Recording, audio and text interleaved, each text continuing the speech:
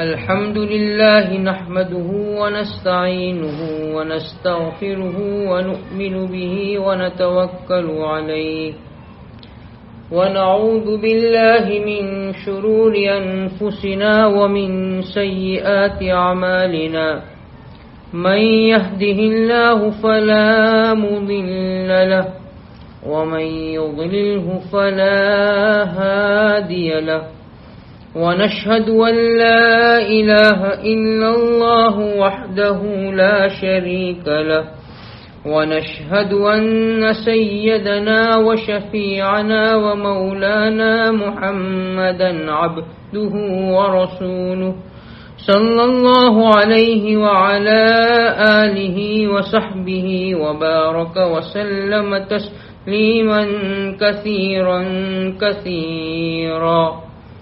أما بعد قال الله تبارك وتعالى في القرآن المجيد فأعوذ بالله من الشيطان الرجيم بسم الله الرحمن الرحيم ظهر الفساد في البر والبحر بما كسبت أيدي الناس ليذيقهم بعض الذي عملوا لعلهم يرجعون. صدق اللہ العظیم. محترم حضرات، انسان پر ہر گناہ سے توبہ کرنا لازم ہے. گناہ یعنی اللہ تبارک و تعالی کی نافرمانی. اللہ تبارک و تعالی نے جن چیزوں کے کرنے کا حکم دیا ان کو بجا نہ لانا، اور جن چیزوں سے منع فرمایا ان کا ارتکاب کرنا، کرنے والے کام نہ کرنا اور نہ کرنے والے کام کرنا، یہ دونوں چیزیں گناہ کہلاتی ہے. اور گناہ ہی وہ عمل ہے کہ جس کی وجہ سے پورے عالم کے اندر فساد برپا ہوتا ہے. حضرت آدم علیہ نبینا و علیہ الصلوۃ والسلام سے لے کر سید الاولین والآخرین تاجدار مدینہ محمد عربی صلی اللہ علیہ وسلم تک انبیاء کرام کا جو سلسلہ اللہ تبارک و تعالی نے جاری فرمایا، ان کا مقصد بھی یہی تھا کہ لوگوں کو ان چیزوں سے واقف کروایا جائے کہ جن کاموں کے کرنے کا اللہ نے حکم دیا، جس میں اللہ کی اطاعت اور فرمانبرداری ہے، ان چیزوں سے لوگوں کو باخبر کرانا، لوگوں کو اس کا علم دینا، اور لوگ اللہ کی اطاعت اور فرمانبرداری کرنے والے بن جائے. اور اس کے ساتھ ساتھ ان چیزوں سے بھی واقف کرانا کہ جس سے اللہ کی معصیت اور نافرمانی ہوتی ہے، تاکہ لوگ اس سے رکنے والے بن جائے، کرنے والے کام کرنے والے بن جائے اور نہ کرنے والے کاموں سے اپنے آپ کو بچانے والے بن جائے. حضرات انبیاء کرام علیہ الصلوۃ والسلام کے بھیجنے کا اور بعثت کا یہی مقصد تھا کہ لوگوں کو ان سے واقف کرایا جائے اور ان کاموں کے کرنے کی طرف متوجہ کیا جائے، اور جو معصیت اور گناہ ہے اس سے واقف کرانے کے ساتھ ساتھ ان چیزوں سے روکا جائے. چنانچہ قوم میں اور پہلی امتوں میں اللہ تبارک و تعالی نے نبی بھیجے، اور نبی نے آ کر یہی کام کیا، لوگوں کو اللہ کا تعارف کرایا، اللہ کی پہچان کرائی، اور کرنے والے کام بتائے کہ ان کاموں کو کرو اللہ راضی ہو جائیں گے، اور ان کاموں سے اپنے آپ کو بچا لو اللہ راضی ہو جائیں گے. کرنے والے کام لوگوں نے کر لیے اور بچنے والے کاموں سے اپنے آپ کو بچا لیا، اللہ نے ان کو کامیاب کر دیا. لیکن جنہوں نے نبی کی بات کو نہیں مانا، یعنی اللہ کی نافرمانی کی، گناہ سے باز نہیں آئے، نبی کا مذاق اڑاتے رہے، نبی کی باتوں کا مذاق اڑاتے رہے، اللہ فوراً پکڑ نہیں کرتے ہیں، اللہ ڈھیل دیتے ہیں۔ ایک وقت آئے گا سمجھ جائیں گے، نبی کی بات کو مان لیں گے، اللہ کی نافرمانی سے باز آ جائیں گے۔ اللہ تبارک و تعالیٰ کی طرف سے جب پکڑ آتی ہے تو پھر اللہ کی پکڑ سے کوئی چیز انسان کو نہیں بچا سکتی ہے۔ اسی لیے ابلیس لعین کا ایک وقت تھا کہ اللہ تبارک و تعالیٰ کی کثرت عبادت کے نتیجے میں اس کو اللہ کا اتنا زیادہ قرب اور نزدیکی حاصل تھی کہ وہ فرشتوں کا استاد اور ان کا سردار بنایا گیا تھا، لیکن جب اس نے اللہ کی نافرمانی کی تو اللہ کی بارگاہ سے مردود کر کے راندے درگاہ بنا کر آسمان سے زمین کی طرف پھینک دیا گیا۔ آخر ابلیس کو اللہ کی بارگاہ سے مردود قرار دینے والی چیز کون سی؟ گناہ، اللہ کی نافرمانی، اللہ کے حکموں کو بجا نہ لانا۔ اس لیے اللہ تبارک و تعالیٰ نے قرآن مجید میں پچھلی قوموں کے واقعات بیان کیے اور اس سے یہی بات سمجھائی کہ جب قوم اللہ کی نافرمانی کرتی ہے، لوگ اللہ کے حکموں کو نہیں مانتے ہیں، اللہ سمجھاتے ہیں، ڈھیل دیتے ہیں، موقع دیتے ہیں، آج نہیں کل سدھر جائیں گے، کل اللہ کی اطاعت کرنے والے بن جائیں گے، لیکن جب نافرمانی سے باز نہیں آتے پھر اللہ کی طرف سے پکڑ آتی ہے تو اللہ کی پکڑ سے نہ انسان کو اپنی طاقت بچا سکتی ہے، نہ انسان کو اپنا منصب اور عہدہ بچا سکتا ہے، نہ انسان کو اپنا مال اور حکومت بچا سکتی ہے۔ کوئی چیز انسان کو اللہ کے عذاب اور اللہ کے پکڑ سے نہیں بچا سکتی۔ اس لیے قرآن مجید میں اللہ تبارک و تعالیٰ نے پچھلی قوم کے واقعات بیان کیے۔ دیکھو قوم عاد ایک قوم گزری، اس قوم کو اللہ نے بڑی طاقت دی تھی، اس قوم کو اپنی طاقت پر غرور تھا، یوں کہا کرتے تھے من اشد منا قوہ، کون ہے جو ہم سے طاقت میں بڑا ہوا ہے، طاقت کا غرور تھا۔ اللہ تبارک و تعالیٰ نے نبی بھیجے، قوم عاد میں پر نبی آئے، انہوں نے سمجھایا شرک سے نافرمانی سے باز آ جاؤ، اللہ کی اطاعت کر لو، اللہ کو ایک مان لو۔ جب قوم نے نبی کی بات کو نہیں مانا، نافرمانی سے باز نہیں آئے، اللہ تبارک و تعالیٰ نے جب ان پر عذاب بھیجنے کا فیصلہ کیا اور جب اللہ کی طرف سے قوم عاد پر عذاب آیا تو قرآن یوں کہتا ہے کأنہم اعجاز نخل خاویہ، اللہ تبارک و تعالیٰ نے اس قوم کو پکڑنے کا اور عذاب بھیجنے کا ارادہ کیا تو اللہ جب پکڑنے پر آتے ہیں تو معمولی چیزوں سے اور جو چیزیں انسان کو فائدہ پہنچاتی ہے اللہ اسی کے ذریعے سے انسان کو پکڑ لیتے ہیں۔ اللہ تبارک و تعالیٰ کی ایک مخلوق ہوا ہے، اللہ تبارک و تعالیٰ نے اس قوم عاد پر کیا اللہ کا عذاب بھیجا؟ اللہ نے عذاب بھیجا، تیز ہوا اور آندھی بھیجی، اتنی تیز ہوا اور آندھی آئی کہ درخت اپنے تنے سمیت اکھڑ کر زمین پر گر جاتے ہیں۔ اسی طرح قوم عاد جو لمبے لمبے درخت کے مانند تناور تھے اور اونچے تھے، اللہ نے ان کو ہوا کے ذریعے سے پٹک کر زمین پر پھینک دیا، اللہ نے سب کو ہلاک کر دیا۔ ان کی طاقت ہوا کی پکڑ سے، اللہ کے عذاب سے ان کو نہیں بچا سکی۔ اسی طرح قوم ایک سمود ایک قوم گزری، ان میں بھی اللہ نے نبی بھیجے، نبی نے سمجھایا۔ جب قوم سمود نے اللہ کی بات نہ مانی، نبی کی بات کو نہ مانا، اللہ نے جب ان کے پکڑنے کا ارادہ کیا، قوم عاد کو تو ہوا سے ہلاک کیا، قوم سمود کو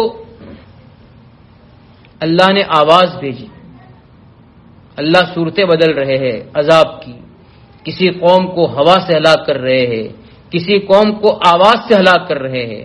قوم سمود کو اللہ نے آواز سے ہلاک کیا، اتنی تیز اور ایسی ہیبت ناک آواز تھی کہ اس کے نتیجے میں ان لوگوں کے کلیجے پھٹ گئے، سب کے سب ہلاک ہو گئے۔ ان کی ہلاکت اللہ کی نافرمانی اور گناہ کی وجہ سے ہوئی۔ اسی طرح قوم نوح ایک قوم گزری، جب قوم نوح نے بھی اللہ کی نافرمانی کی، ایک قوم کو اللہ نے ہوا سے، ایک قوم کو اللہ نے آواز سے، نوح علیہ السلام کی قوم کو اللہ پانی سے ہلاک کر رہی ہے۔ جب قوم نے بات نہیں مانی، اللہ تبارک و تعالی نے عذاب بھیجنے کا فیصلہ کیا تو آسمان سے بھی پانی برسایا اور زمین کو بھی حکم دیا کہ پانی نکال۔ زمین نے بھی پانی نکالا، آسمان سے بھی پانی برسا، اتنا پانی کہ روئے زمین پر اہل ایمان کے علاوہ جتنے لوگ تھے سارے کے سارے پانی میں ڈوب کر ہلاک ہو گئے، حتیٰ کہ حضرت نوح علیہ السلام کا بیٹا وہ بھی ایمان نہیں لایا تھا، وہ بھی پانی میں ڈوب کر ہلاک ہو گیا۔ تو اللہ کسی کو ہوا کے ذریعے، کسی کو تیز آواز کے ذریعے اور کسی کو اللہ پانی کے ذریعے اور اس کا عذاب بھیج کر اللہ نے ہلاک کیا۔ اسی طرح ایک قوم گزری، قوم شعیب۔ ان کا گناہ کیا تھا؟ یہ ناپ تول میں کمی کرتی تھی، جب لینے کا وقت آتا تو پورا لیتی، جب دینے کا وقت آتا تو ناپ تول میں کمی کرتی۔ نبی نے سمجھایا یہ گناہ ہے، ایسا نہیں کرنا چاہیے، اللہ کی نافرمانی سے باز آ جاؤ۔ جب قوم شعیب اللہ کی نافرمانی سے باز نہیں آئی، اللہ نے ان کے پکڑنے کا جب ارادہ کیا اور ان پر عذاب بھیجنے کا ارادہ کیا تو ان پر آگ کا عذاب بھیجا۔ کیا ہوا؟ اس عذاب کی شکل یہ بنی، 7 دن تک اتنی سخت گرمی پڑی کہ تالاب اور ندیوں کا سارا پانی بھاپ بن کر اڑ گیا۔ تالاب میں بھی پانی نہیں ہے، ندی میں بھی پانی نہیں ہے، سارا پانی ختم ہو گیا۔ لوگ گرمی کی وجہ سے بے حد پریشان ہے کہ کہیں سے کوئی پانی کا ایک قطرہ مل جائے۔ اللہ تبارک و تعالی نے ایک کالا بادل بھیجا۔ جب کالا بادل آتا ہے، بارش کا لوگ انتظار کرتے ہیں، بادل جب کالے ہو جاتے ہیں لوگوں کی امیدیں بن جاتی ہے کبھی اس بادل سے بارش برسے گی۔ تو جب کالا بادل آیا تو یہ سارے لوگ جمع ہو گئے کہ اس بادل سے ہمارے اوپر بارش برسنے والی ہے۔ جب سارے لوگ اس بادل کے نیچے آ گئے، اللہ تبارک و تعالی نے اس بادل سے بجائے بارش برسانے کے اس میں سے آگ برسائی۔ قرآن کہتا ہے عذاب یوم الذلہ، سائبان والا عذاب۔ اسی لیے روایت میں آتا ہے حضور پاک صلی اللہ علیہ وسلم جب بادل دیکھتے تھے تو آپ بے چین ہو جاتے تھے، اللہ تبارک و تعالیٰ کی طرف رجوع کرنے لگتے تھے۔ حضرت عائشہ رضی اللہ تعالیٰ عنہا نے عرض کیا، رسول اللہ لوگوں کا حال تو یہ ہوتا ہے کہ جب ہوا چلتی ہے بادل آتے تو خوشی ہوتی ہے کہ بارش آئے گی، میں تو آپ کو دیکھتی ہوں کہ آپ تو بے چین ہو جاتے ہیں۔ حضور صلی اللہ علیہ وسلم نے فرمایا کیا معلوم بادل کیا لے کر آ رہا ہے۔ اسی بادل کے ذریعے سے ایک قوم پر اللہ نے آگ کا عذاب برسایا تھا۔ اس لیے یہ قوم کے واقعات ہیں۔ ایک قوم لوط گزری، یہ بھی اللہ کی نافرمانی اور گناہ سے باز نہیں آئی۔ اللہ نے ان پر جب عذاب بھیجنے کا ارادہ کیا تو ان کی بستیوں کو آسمان پر اٹھایا اور اٹھا کر الٹا کر کے پھینک دیا اور اوپر سے ان پر پتھروں کی بارش برسائی۔ آج بھی جو لوگ اس علاقوں میں جاتے ہیں وہاں زمین آج بھی موجود ہے کہ جو زمین عبرت کا سامان بنی ہوئی ہے وہ مخصوص قسم کے پتھر آج بھی اس علاقے میں موجود ہے۔ تو یہ قرآن میں اللہ تبارک و تعالی نے پچھلی قوموں کے برباد ہونے کے واقعات بیان کیے۔ قرآن کوئی قصہ کہانی کی کتاب نہیں ہے، واقعات بیان کرنے کا مقصد بیان کرنے والی ذات اللہ کی ہے۔ اور کس میں بیان کیا جا رہا ہے؟ قرآن مجید میں بیان کیا جا رہا ہے۔ اور اللہ تبارک و تعالی یہ واقعات کوئی معمولی قوموں کے بیان نہیں کر رہے ہیں، بلکہ یہ وہ قومیں تھی جو بڑی ترقی یافتہ قومیں تھی، تہذیب و تمدن میں بڑے اونچے درجے پر پہنچی ہوئی تھی، ساری چیزیں حاصل ہے، بڑی بڑی ترقیاں کی ہوئی ہے، لیکن جب اللہ کی نافرمانی اور گناہ سے باز نہیں آئے تو تہذیب و تمدن کے بلندیوں پر پہنچنے کے باوجود بھی جب اللہ نے ان کو ہلاک کیا تو ان کی کوئی چیز، نہ ان کا مال، نہ ان کا منصب، نہ ان کی حکومت، کوئی چیز ان کو جو ہے اللہ کے عذاب سے بچا نہیں سکتی۔ اللہ تبارک و تعالی ارشاد فرماتے ہیں فما کان اللہ لیظلمہم ولکن کانوا انفسہم یظلمون۔ اللہ نے فرمایا کہ اللہ نے ان قوموں پر عذاب بھیج کر اللہ نے ان پر ظلم نہیں کیا ہے کہ اللہ ظالم بنا، نعوذ باللہ، اللہ نے ظلم نہیں کیا، بلکہ یہ لوگ گناہ کر کے خود اپنے آپ پر ظلم کر رہے ہیں۔ اس لیے گناہ کرنے والا انسان اپنے آپ پر ظلم کرتا ہے۔ اللہ نے انسان کو وجود دیا، اللہ کی مرضی کے مطابق انسان زندگی گزارتا، لیکن اس طرح زندگی نہ گزارتے ہوئے گناہ کر رہا ہے، اللہ کی نافرمانی کر رہا ہے، تو اللہ فرماتے ہیں وَلَكِنْ كَانُوا أَنفُسَهُمْ يَظْلِمُونَ، کہ وہ گناہ کر کے اپنی ذات پر خود ظلم کر رہا ہے، کہ اللہ کے عذاب کو خود دعوت دے رہا ہے۔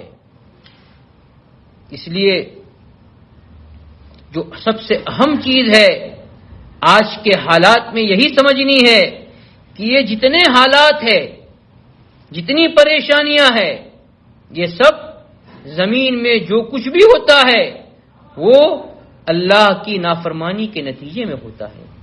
حدیث پاک میں حضور پاک صلی اللہ علیہ وسلم نے ارشاد فرمایا آدمی جب گناہ کرتا ہے تو گناہ کے ارتکاب کی وجہ سے وہ روزی سے محروم ہو جاتا ہے، روزی کی برکت ختم ہوتی ہے گناہ کی وجہ سے، روزی میں برکت آتی ہے نیکی کی وجہ سے، تو گناہ کا ایک نقصان یہ ہے کہ اللہ روزی کی برکت سے محروم کر دیتے ہیں۔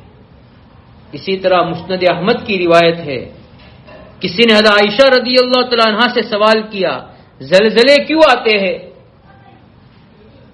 اس کے جواب میں حضرت عائشہ رضی اللہ تعالیٰ عنہا نے فرمایا کہ جب گناہ کو جائز کام سمجھ کر کرنے لگتے ہیں، لوگ گناہ کو جائز کام سمجھ کر کرنے لگتے ہیں اور شراب پینے لگتے ہیں اور گانے بجانے کے آلات میں مشغول ہو جاتے ہیں، یہ گناہ کے کام ہے، شراب کا پینا، گانے بجانے کے آلات میں مشغول ہونا اور گناہ کو جائز کام سمجھ کر کرنے لگنا، تو آسمان کے اوپر اللہ کو غیرت آتی ہے، اللہ زمین کو حکم دیتے ہیں، زمین کو ہلاتے ہیں، اس کے نتیجے میں زمین میں جب حرکت ہوتی ہے، تھوڑی دیر کی حرکت ہے، اس تھوڑی دیر میں اور چند سیکنڈ میں دنیا کے اندر بڑی بڑی ہلاکتیں وجود میں آ جاتی ہے۔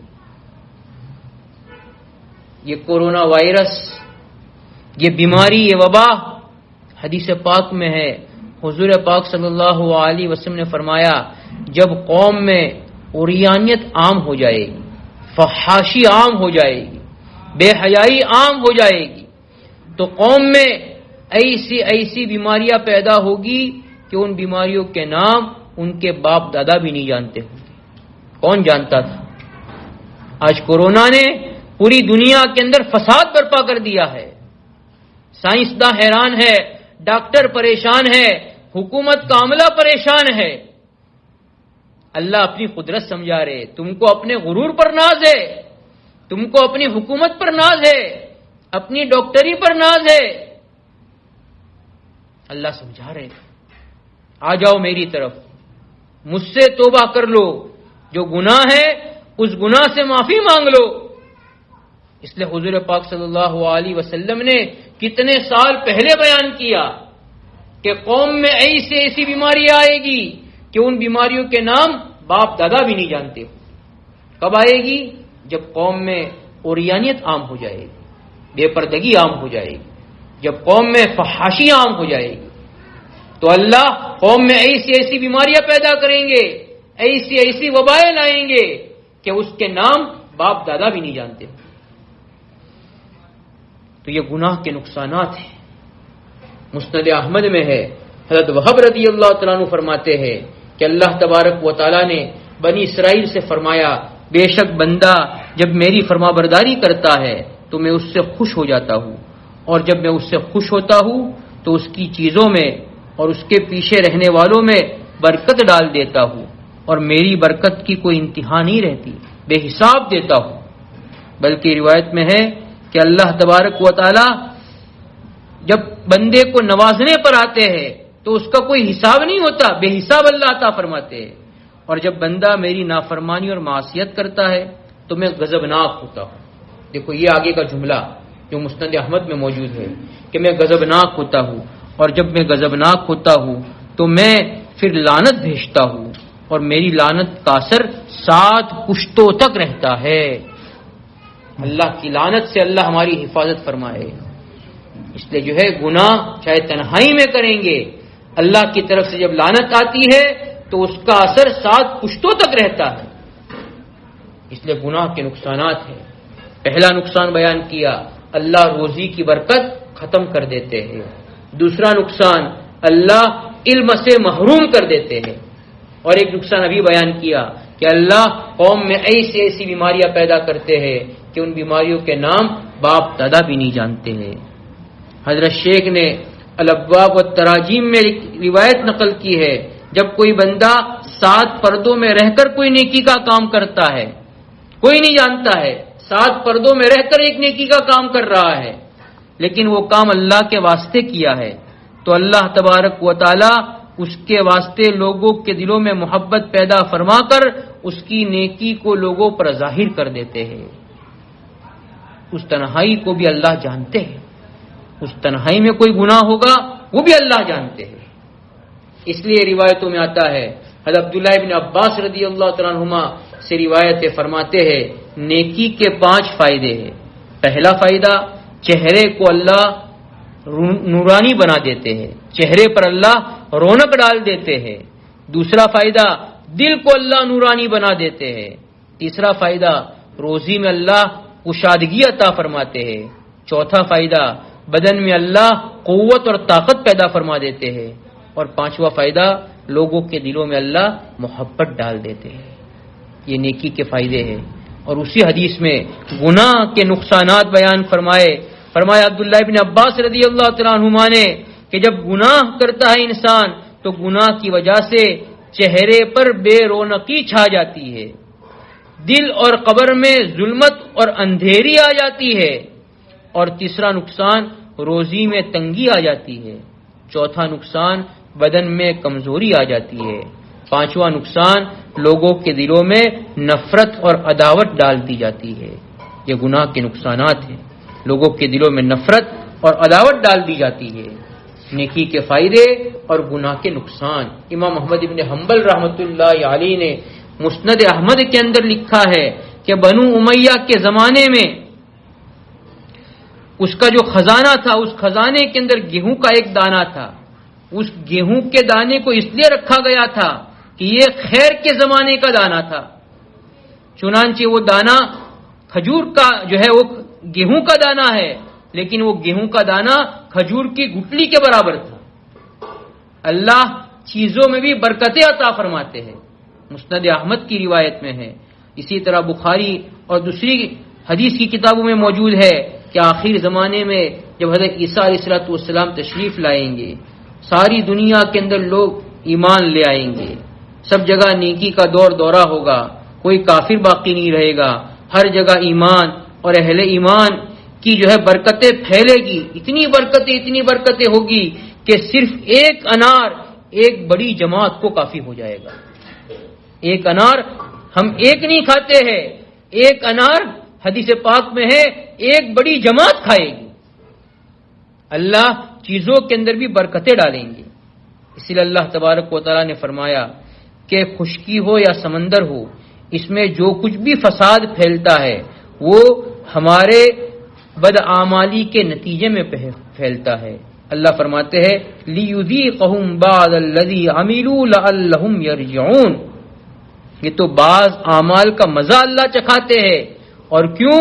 تاکہ ہم گناہ سے توبہ کر کے اللہ کی طرف رجوع کرنے والے بن جائے۔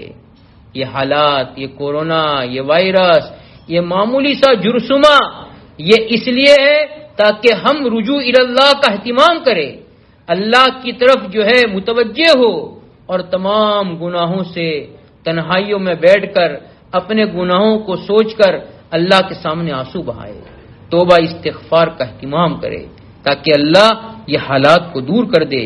جب رجوع ہوگا تو اللہ تبارک و تعالیٰ کو حالات کے دور کرنے میں دیری نہیں لگے گی. اسی لیے یہ جتنا فساد ہے یہ گناہ کے نتیجے میں. اسی آیت کی تفسیر میں روح المعانی میں ضحاک کا قول نقل کیا ہے کہ اللہ تبارک و تعالیٰ نے حضرت آدم علیہ السلام کو جب دنیا کے اندر بھیجا تو روئے زمین پر کوئی ٹکڑا بنجر نہیں تھا. پوری زمین سرسبز و شاداب تھی. کوئی درخت بغیر پھل کا نہیں تھا. تمام درخت پھل والے تھے اور سمندروں کا پانی میٹھا تھا. کبھی شیر نے گائے کو پھاڑا نہیں تھا اور بھیڑیے نے بکری پر حملہ نہیں کیا تھا. جب قابیل نے اپنے بھائی حابیل کو قتل کیا تو زمین میں ایک گناہ برپا ہوا. اللہ تبارک و تعالی نے ایک ایسا بھونچال زمین میں بھیجا جس کے نتیجے میں سمندروں کا پانی کھارا ہو گیا اور درختوں پر کانٹے اگائے. جو برکتیں تھی وہ برکتیں اٹھا لی گئی. اس کے بعد ہی شیر نے گائے پر اور بھیڑیے نے بکری پر حملہ شروع کر دیا. یہ جتنی بے برکتیاں ہے یہ سب گناہ کے نتیجے میں ہے. اس لیے یہ جو حالات ہے ان حالات میں اللہ کی طرف رجوع ہونے کی ضرورت ہے. ورنہ واقعات تو ایسے ہیں کہ گناہ کی وجہ سے مایوسی آ جاتی ہے. مایوسی واقعہ لکھا تھا تھانوی نور اللہ مرقدہ نے کہ ایک آدمی کا انتقال ہو رہا تھا. لوگ اس کو کلمے کی تلقین کر رہے تھے مگر وہ گانا گا رہا تھا اور یوں کہہ رہا تھا ساری زندگی تو گناہ میں گزار دی, اب آخری وقت میں کلمہ پڑھ کر کیا ملے گا. مایوسی آ گئی. ایسی مایوسی چھا جاتی ہے جب توبہ نہیں کرتا, اللہ کی طرف رجوع نہیں کرتا, گناہ سے اپنے آپ کو نہیں بچاتا تو وہ اللہ سے مایوس ہو جاتا ہے, نا امید ہو جاتا ہے. نا امید نہیں ہونا چاہیے. ساری ضرورتوں کے پورا کرنے والی ذات اللہ کی ہے.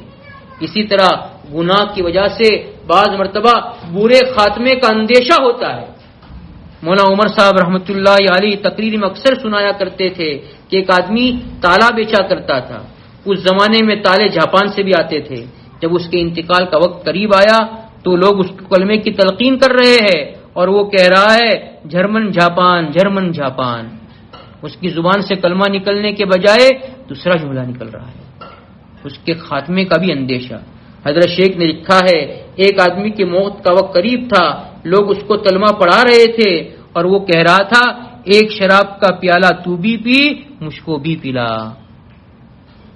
یہ برائیاں, یہ گناہ آخری وقت میں کلمے سے محرومی ہو جاتی ہے.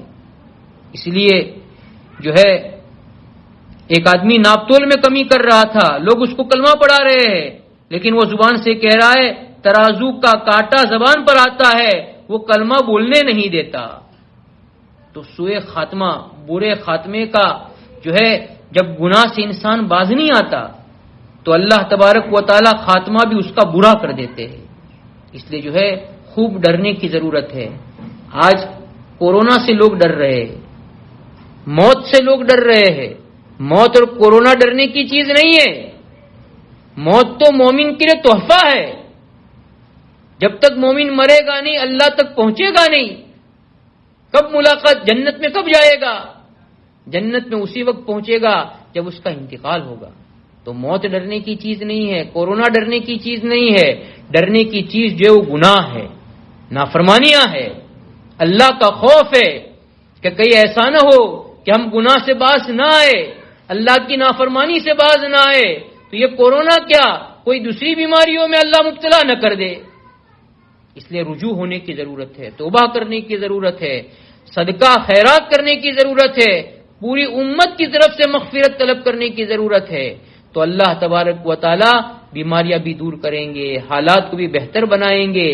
اور اللہ کی طرف جب رجوع ہوتا ہے, اللہ کی طرف جب استغفار کا اہتمام کیا جاتا ہے تو اللہ استغفار کی بے شمار برکتیں ہیں, وہ ساری برکتیں اللہ ظاہر فرماتے ہیں. اس لیے ضرورت ہے اس بات کی کہ ہم ان چیزوں کا اہتمام کریں.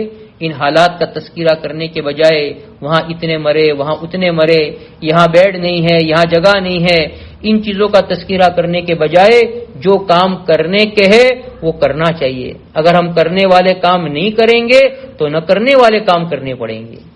اس لیے کرنے والے کام جو ہے اس کو جب کیا جائے گا اللہ کی طرف رجوع, استغفار کا اہتمام.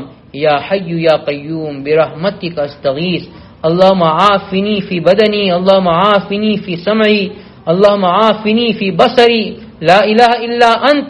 یہ سب دعائیں ہیں. اللہم ارفع عنا البلاء والوباء.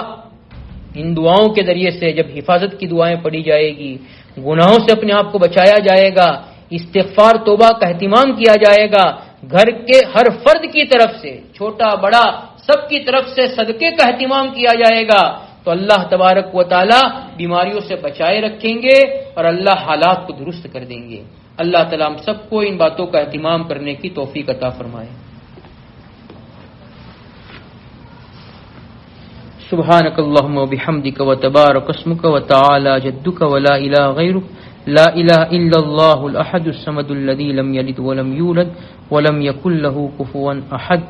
اللہم لک الحمد کلہ ولک الشکر کلہ ولک الملک کلہ وإلیک یرجع الامر کلہ. اللہم لا احصی ثناء علیک انت کما اثنیت علی نفسک.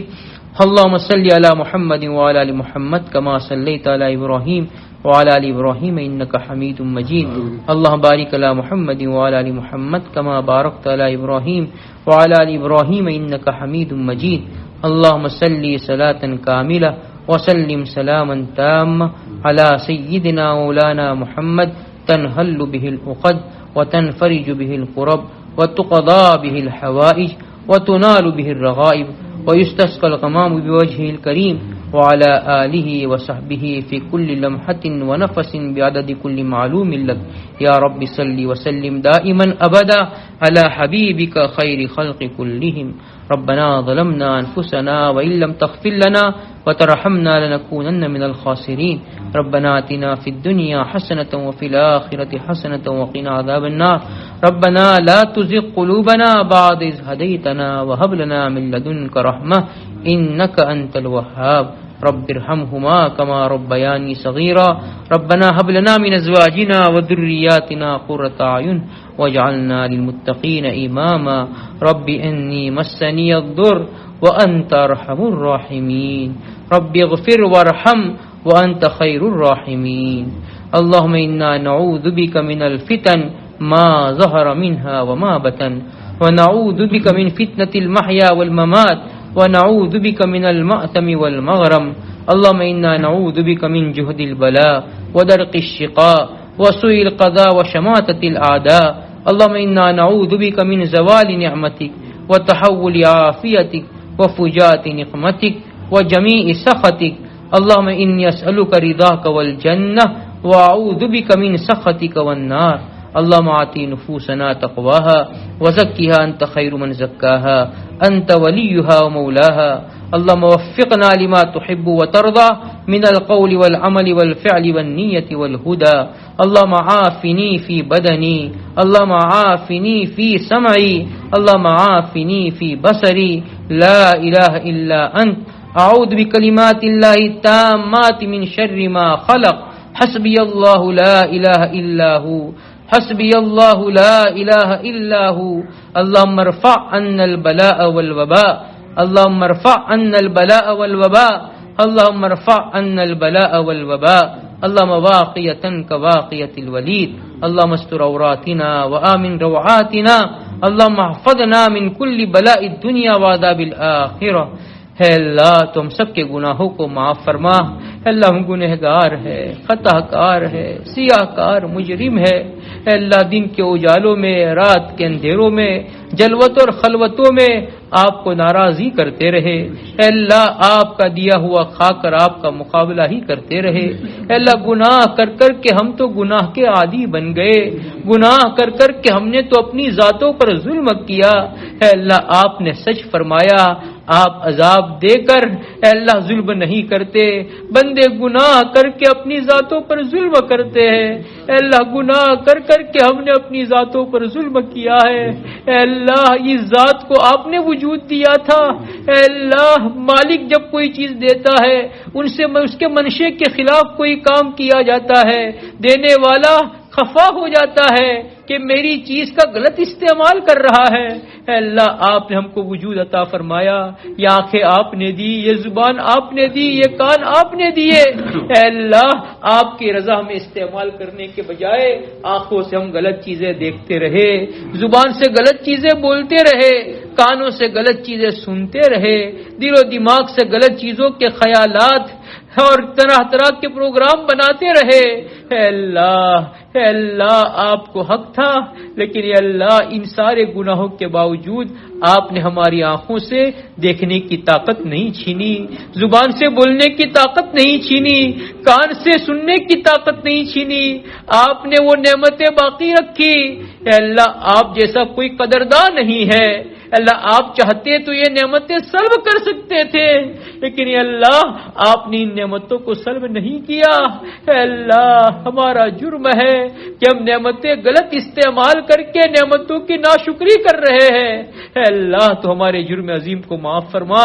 اے اللہ ہمارے ماں باپ کی، بھائی بہنوں کی، بیوی بچوں کی مغفرت فرما، اہل و عیال، رشتہ دار، اعزاء اقارب کی مغفرت فرما، دوست احباب، متعلقین، متوسلین، اساتذہ، تلامذہ کی مغفرت فرما، جنہوں نے ہم سے دعاؤں کے لیے کہا نہیں کہہ سکے، متوقع رہے، پوری امت محمدیہ کی مغفرت فرما۔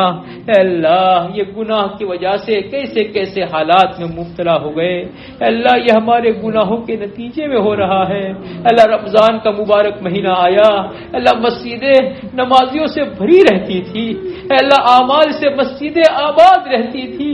اے اللہ ایک وقت تھا دروازے مسجد کے کھلے رہتے تھے، ہم مسجد میں آنے کے بجائے بازار چلے جاتے تھے، آج ہم آنا چاہتے ہیں مسجد کے دروازے بند ہیں۔ اے اللہ ہمارا قصور ہے، اے اللہ ہمارا جرم ہے، جیسا آپ کی مسجدوں کو آباد کرنا چاہیے اے اللہ ہم رمضان میں تو بھر دیتے ہیں، اے اللہ غیر رمضان میں ہم مسجدوں سے دور ہو جاتے ہیں۔ اے اللہ تو ہمارے جرم عظیم کو معاف فرما۔ اے اللہ ہم نے آپ کو رب مانا ہے، اے اللہ آپ ہمارے معبود ہیں، اے اللہ ساری چیزیں آپ کو زیبا ہے، اے اللہ آپ بڑی قدرت والے ہیں، اے اللہ آپ بڑی طاقت والے ہیں۔ اے اللہ ایک معمولی سے جرثومے سے پوری دنیا ہل گئی، اے اللہ سارے لوگ پریشان ہو گئے، اے اللہ کسی کو کچھ سمجھ میں نہیں آتا، کاروبار بند ہو گئے، اے اللہ کبھی سوچا تک نہیں تھا کہ یہ کیا ہونے والا ہے، کیا ہو رہا ہے۔ اے اللہ یہ ہمارے گناہوں کے نتیجے میں ہو رہا ہے۔